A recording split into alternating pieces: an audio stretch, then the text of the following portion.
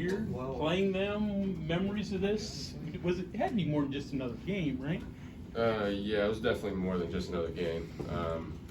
I've played friends in the past. I still keep in contact with a few of those guys. Scotty's a good coach. He's a good guy. Have tons of respect for them for sure, but I definitely marked this one on the calendar. So, in terms of enthusiasm, do you look at that coming in? Or? Yeah, I was definitely ready for this one. Mm-hmm. Coming into this one, I wanted this one bad.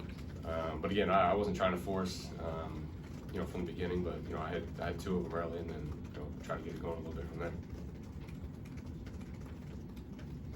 Sean, kind of along those lines, everyone's life story is about the decisions they make. Have you ever wondered how your life could have been different if you had, stayed there at Bellarmine and got coached by him and where you might be right now? Yeah, definitely.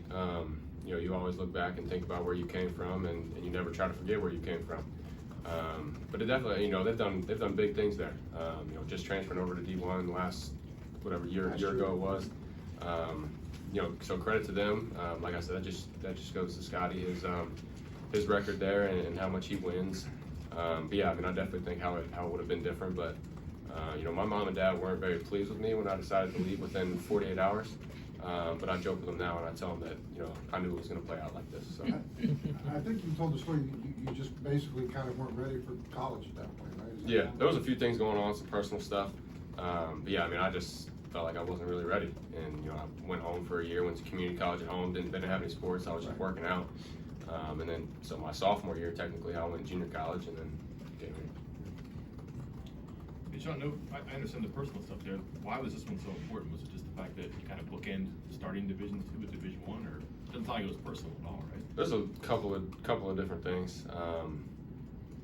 Having two offers out of high school, both Division II. Just I feel like when I was in high school, I always felt counted out. It's not really having something to prove, but definitely having a chip on my shoulder tonight. Those conversations that I had with Coach Davenport when I decided to leave. He obviously wasn't happy. He spent a lot of time recruiting me. As any coach wouldn't be happy. I decided to leave and do what I did, and some conversations were had in his office that I definitely remember going into tonight.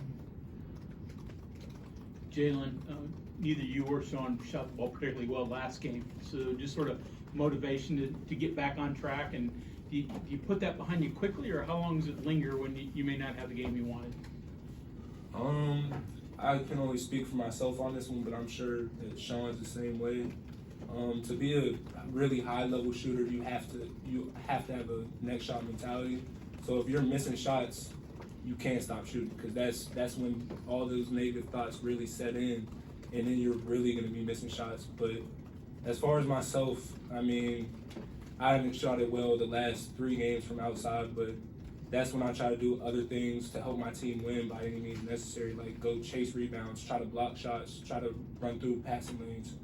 So there's a lot of aspects that go into it, but as long as you keep a positive mindset, it won't really linger with you too much. Next one's going in too. Yep, next one's going in. I tell him that every time he misses. To that point, Jalen, you led the team with 9 rebounds tonight. You guys had a +10 margin on the glass.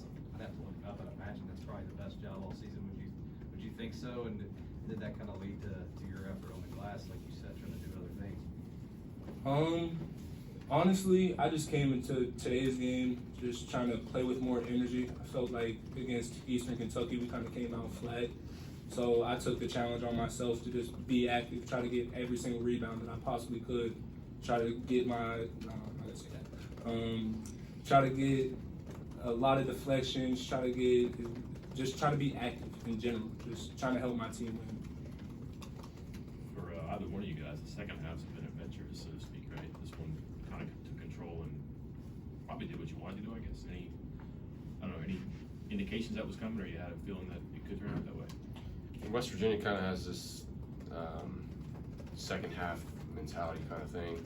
We like to make games more stressful than they probably should. Stress Virginia.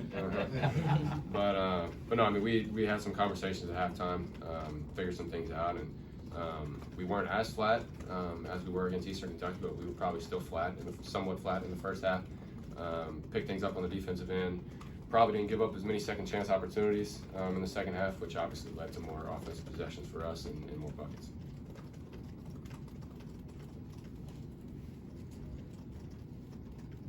Any other questions? Okay, thanks, guys.